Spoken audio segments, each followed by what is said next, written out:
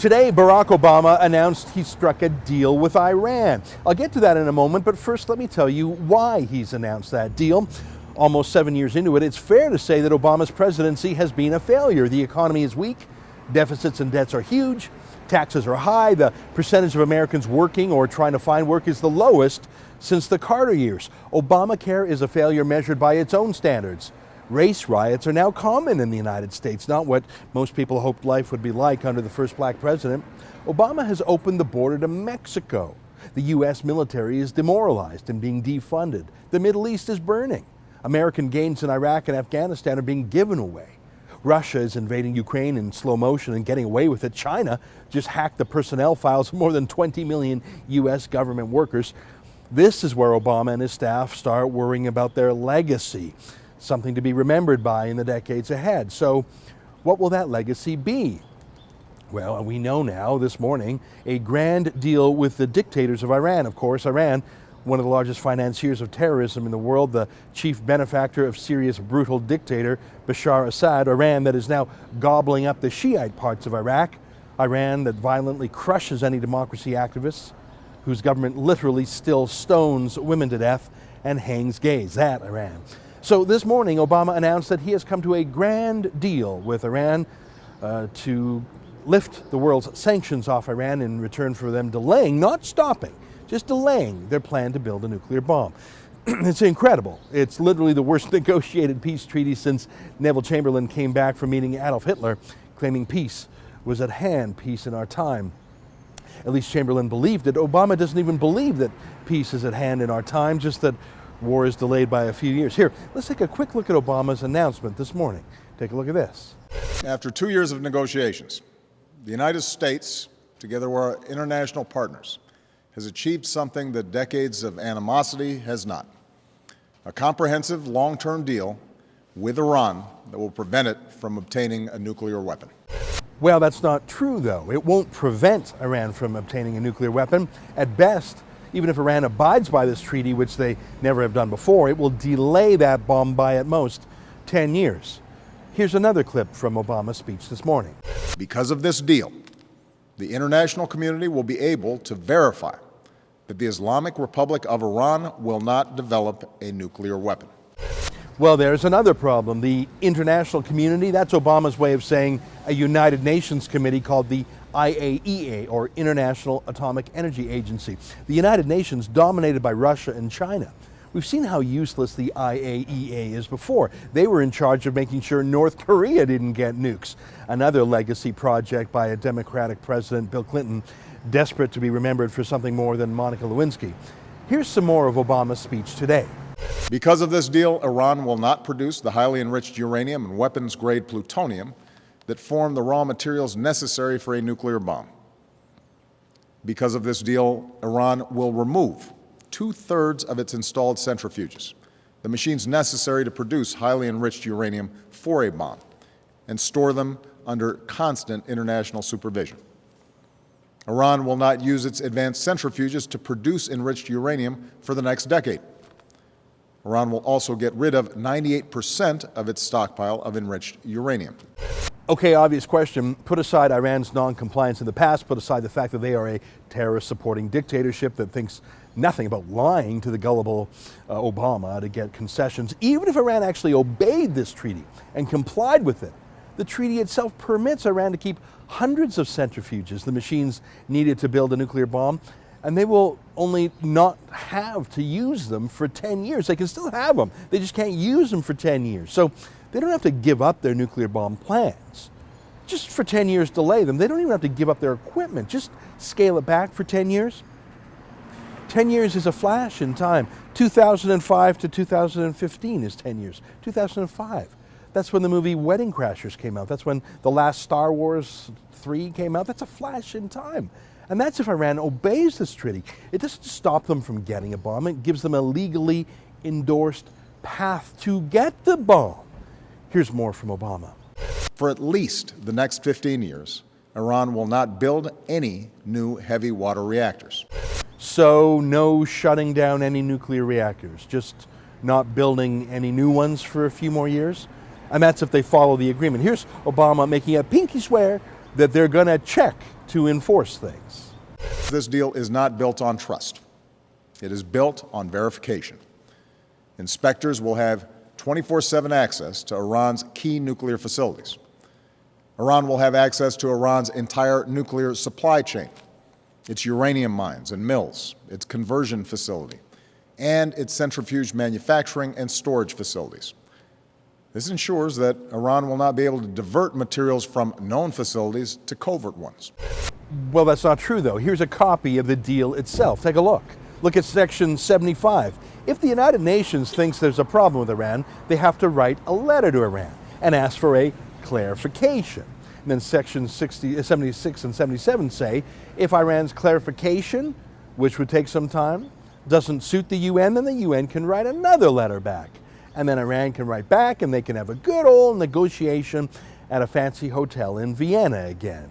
And if that doesn't resolve things, after 2 full weeks, Section 78 says the UN committee has a vote on things, and if they vote to inspect an Iranian site, if Vladimir Putin approves, if China approves, well, that's still a 7-day process, and then Iran has 3 days to comply with the demand for inspection. So add that all up, 24 days.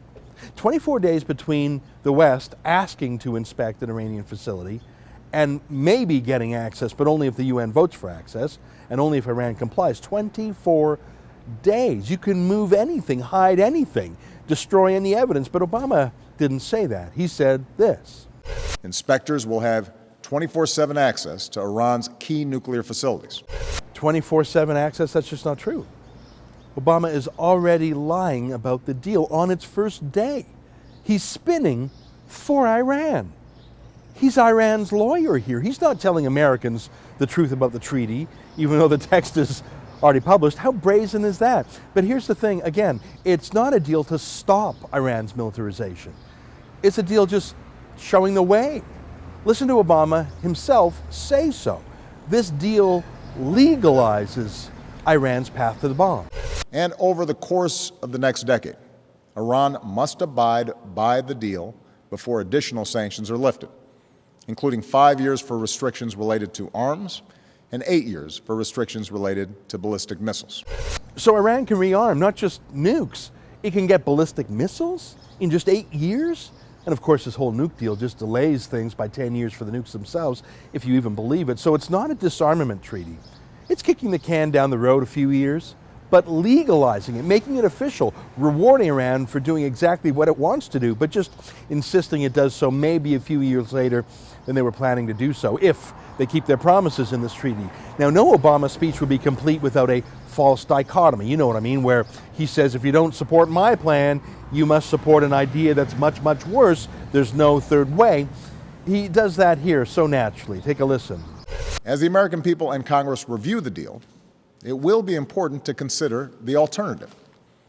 Consider what happens in a world without this deal.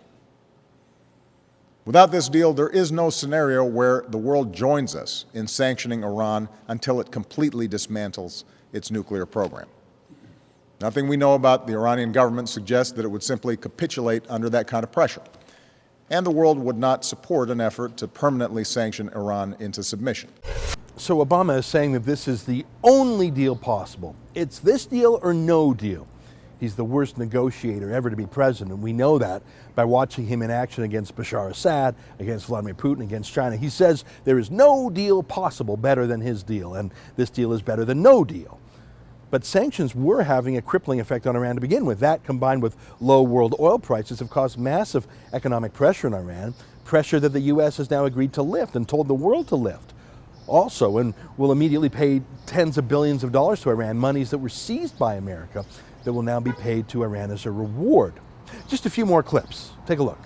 I have no doubt that 10 or 15 years from now, the person who holds this office will be in a far stronger position, with Iran further away from a weapon, and with the inspections and transparency that allow us to monitor the Iranian program. Hang on. If Iran is allowed to maintain its factories, maintain its equipment, and to delay inspection each time by a month, how on earth would it be further away from a bomb in 10 or 15 years? Barack Obama does not believe in America leading the world. He said as much at his first NATO meeting becoming president. He doesn't believe in American exceptionalism. Remember this? I believe in American exceptionalism, just as I suspect that the Brits believe in British exceptionalism and the Greeks believe in Greek exceptionalism. And at his first major foreign policy speech in Cairo in 2009, Obama told the Middle East he would not promote America's national interests. He specifically told Iran he wouldn't touch that country either. Back in 2009, he apologized to Iran. Take a listen. For many years, Iran has defined itself in part by its opposition to my country. And there is, in fact, a tumultuous history between us. In the middle of the Cold War, the United States played a role in the overthrow of a democratically elected Iranian government. Rather than remain trapped in the past, I've made it clear to Iran's leaders and people that my country is prepared to move forward. No single nation should pick and choose which nation holds nuclear weapons. So Obama did what he promised he would do. He took military force off the table. He said he holds no grudge against America's most implacable enemy. He said he wasn't going to tell any other country they could or couldn't get nukes. And now, 6 years later, he's done it. He's kept those promises to Iran. This is a disaster. It will be interesting to see what Hillary Clinton says about this disaster.